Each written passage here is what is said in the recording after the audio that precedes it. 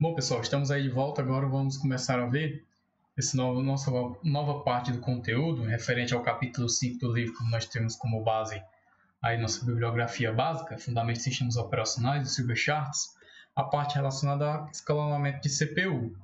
Então vamos dar início aí, ver do que se trata esse tema. Bom, então relacionado aos conceitos básicos, que nós já vimos anteriormente, né? Vamos ver aqui o que tem relacionado, algum deles relacionado especificamente ao escalonamento de CPU. Então, em um sistema com único processador, monoprocessado, vocês podem ver esses termos em outros locais, de forma diferente, mas lembrando, um sistema de único processador, apenas um processo pode ser executado por vez, qualquer outro deve esperar. Então, o que é que vai existir aqui? Quando eu tenho um processo que só pode ser executado por vez, a gente tem o conceito básico aí de fila. Você já deve ter visto esse conceito em algum momento em estrutura de dados. Então, uma fila que vai ter lá a ordem necessária para cada um dos processos executar. Então, como eu tenho uma fila, eu não posso passar de um processo, pular de um processo para outro. Então, eu tenho que obedecer aí uma sequência. Então, no sistema monoprocessado, nós temos essa situação. Na multiprogramação já é diferente, né? A ideia é sempre haver algum processo em execução, para que sempre a CPU esteja sendo utilizada. Então, o que a gente chama de para que a CPU nunca esteja em estado ocioso. Ou, se estiver em estado ocioso, que esse estado seja muito pequeno. Se você pegar e ver aí no seu computador com Windows ou qualquer outro sistema operacional, você vai ver lá que tem as partes lá no monitor de processos referente a como é a utilização da CPU naquele momento. Então, geralmente gira em torno de 40% ou até 90% do nosso do que está sendo utilizado na CPU naquele momento. Então, aqui se aplica a multiprogramação. Então, se um processo tiver espera por algum recurso, geralmente recurso de entrada e saída, né, input e output, outro processo pode assumir o uso da CPU. Um processo estava precisando lá salvar um arquivo, aí foi acessar a parte do HD. Enquanto não estava fazendo alguma coisa lá no editor, editando texto, fazendo uma correção ortográfica, utilizando thread ou algo relacionado, então a CPU liberou aquele poder de processamento para ser utilizado em outro momento e outro processo vai lá e pega e assume essa CPU naquele instante, de forma que ela permaneça ocupada. Por quê? Porque é sempre interessante o sistema operacional fazer isso, porque o processador é um recurso caro, um recurso veloz, e é interessante sempre, a todo momento, manter esse recurso sendo utilizado. Então, o escalonamento, né, o scheduling aí, em inglês, é uma função básica do SO. Então, se atente a isso. É uma função básica do SO e essencial, que vai manter o processador maior parte do tempo ocupado, a maior parte do tempo sem estar em estado ocioso. Beleza? Então, relacionado ainda aos conceitos básicos, relacionado aos conceitos básicos de escalonamento, nós temos o que a gente chama de ciclo de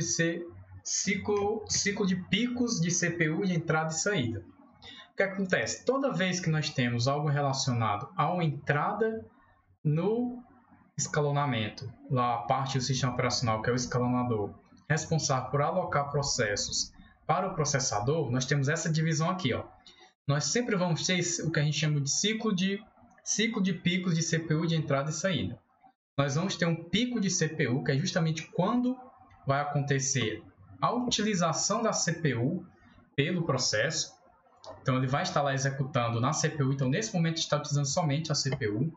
Depois, quando ele for interrompido por algum motivo, que geralmente o motivo neste ciclo de picos de CPU e de entrada e saída vai ser justamente a entrada e saída, ele vai alternar. Então, eles vão mudar entre ciclos de pico de CPU, ciclos de pico de entrada e saída. Ciclo de pico de CPU, ciclos de pico de entrada e saída.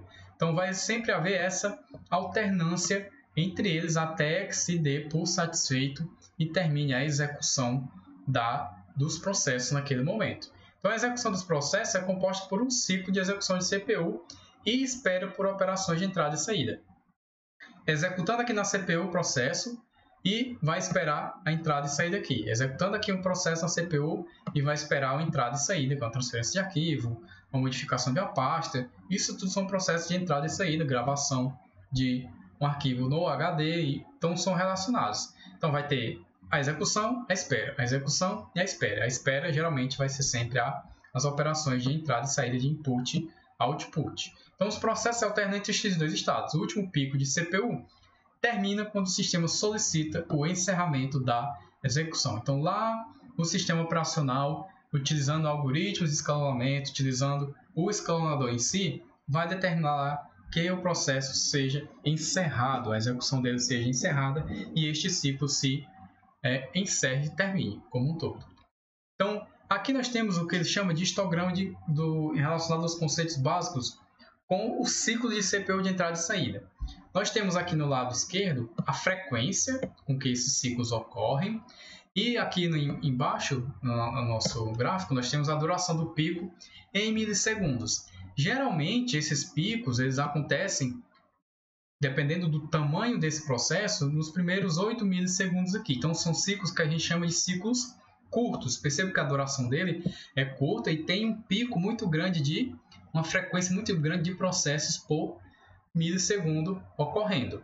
Na primeira tomada, que ele começou com 40, dentro dos primeiros 8 milissegundos aqui abaixo, e foi executando até chegar quase um pico de 160 e depois veio decaindo até chegar aqui a estabilidade de não estar executando mais nenhuma frequência, os picos de milissegundos aí, a duração em milissegundo vai sendo mais longa, né? Então tem um pico aqui muito curto no começo, com alta frequência, são frequências de processos muito curtas e ao longo do tempo eles vão diminuindo. Percebe que tem um pico muito alto aqui e a gente pode perceber o que acontece dentro dos processos utilizando escalonamento e tempo de CPU. E, em relação ao escalonador da CPU, né, sempre é relacionado a um processo na fila de pronto. Sempre aqueles conceitos lá que nós vimos relacionados aos estados do processo, tem pronto, em execução, tá, em espera. Então, aquele gráficozinho lá que tinha mostrando quais os ciclos dos processos, né, o ciclo de vida dos processos, nós temos aqui que toda vez que o escalonador vai na CPU, ele pega o processo na fila de pronto. O processo está pronto para ser executado, vai ser selecionado pelo escalonador. O processo de seleção é executado pelo scheduler de curto prazo, né? Então, quanto menor for o tamanho do processo vai ser utilizado a CPU, o escalonador vai estar lá para selecionar esses processos. Então, o scheduler, o escalonador, seleciona um processo entre os processos da memória para execução e aloca ele dentro da CPU. Lembrando que esse é o papel do escalonador, pegar recursos e alocá-los aí da CPU para não deixar ela em caráter ocioso, porque é um recurso caro. Então, a fila de prontos ocorre no modo FIFO, né? First in, first out, ou primeiro a entrar, primeiro a sair. Ela ocorre dessa maneira. A fila já vai ser natural nesse ponto. Os outros algoritmos, às vezes, vão modificar esse tipo, como esses recursos são utilizados.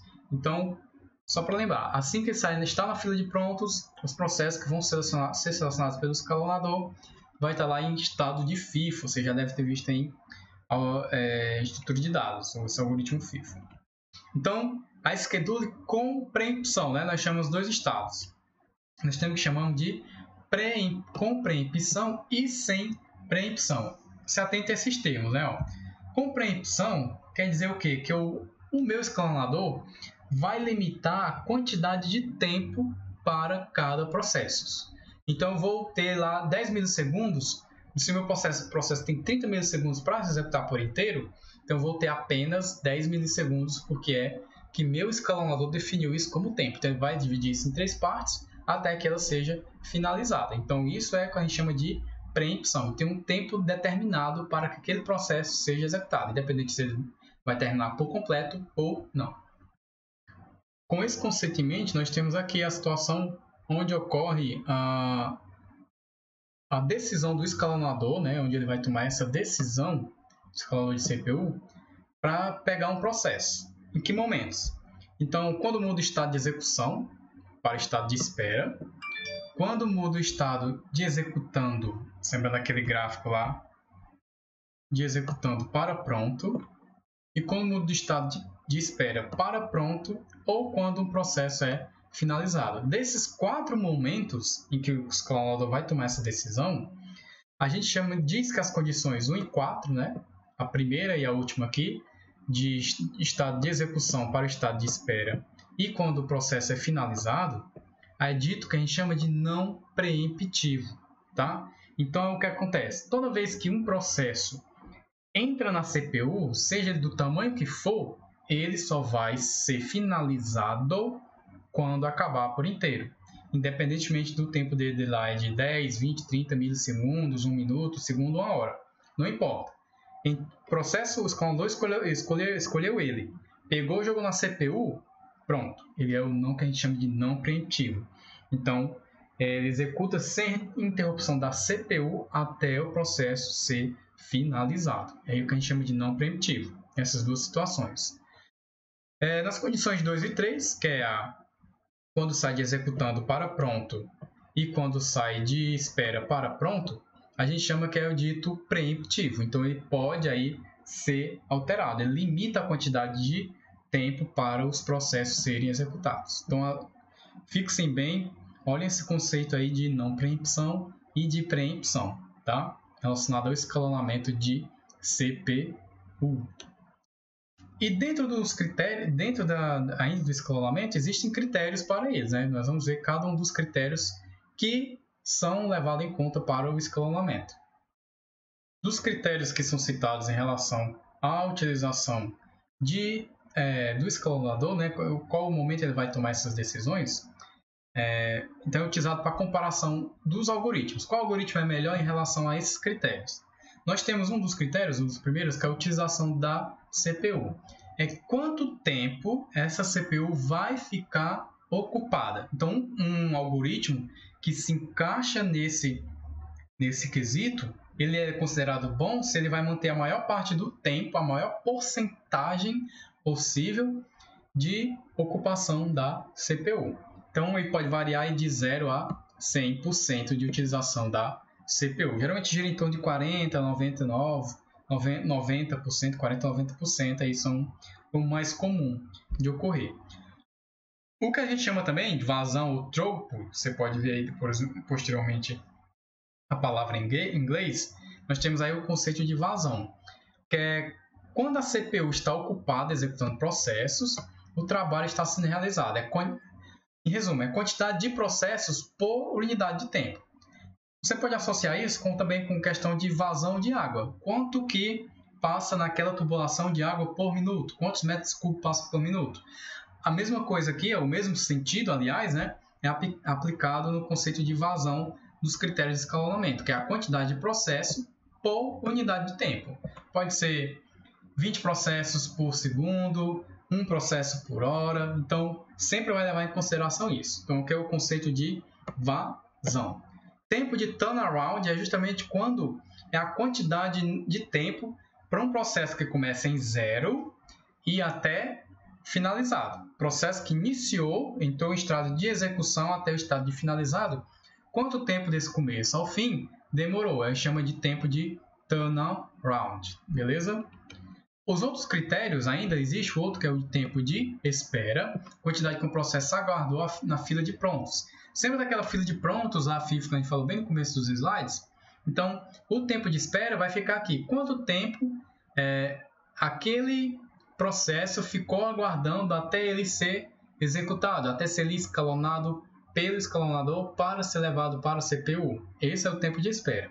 E o tempo de resposta é a quantidade de tempo entre a requisição de execução e a produção da primeira resposta.